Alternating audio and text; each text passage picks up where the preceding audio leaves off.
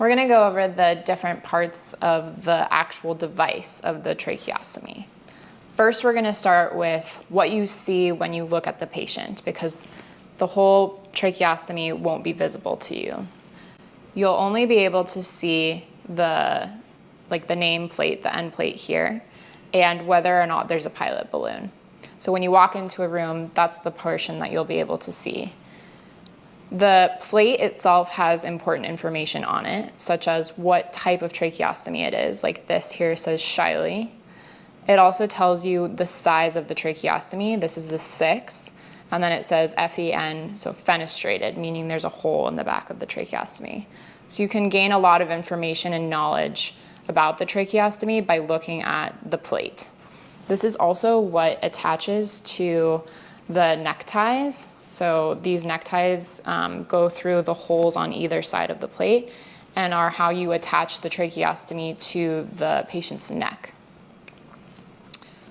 The pilot balloon itself is also important to recognize, because if there's a pilot balloon, you know that there's a cuff on the trach and that the trach itself can be used in an emergent situation as an airway, and that you will be able to completely control the airflow by inflating the cuff. Versus a tracheostomy that does not have a cuff, there's no pilot balloon, as you can see. So you know that this cannot be used in an emergent situation as an emergent airway. Now we're going to go over how to tell if the cuff is inflated versus deflated. You're going to be able to tell that by simply looking at the pilot balloon.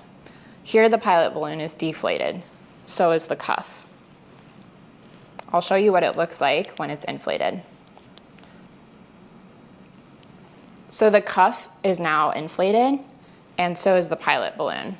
You won't be able to see the cuff because that's going to be in the patient in the airway, but you'll be able to see the pilot balloon and know that it's inflated. Now we're going to talk about the outer cannula and the differences between the outer cannulas and why those differences are important to understand and know.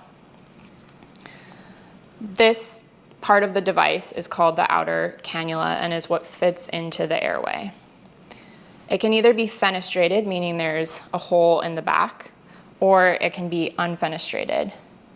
Like this tracheostomy here, you can see there's no hole in the back.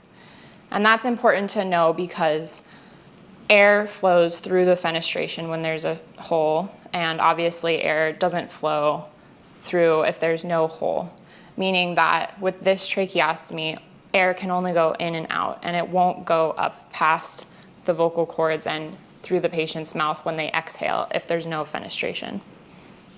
The outer cannula does not connect to the ambu bag. We'll go over more later why that's important. But the inner cannula, which we'll go over now, is the portion that connects to the ambu bag. The inner cannula is removable.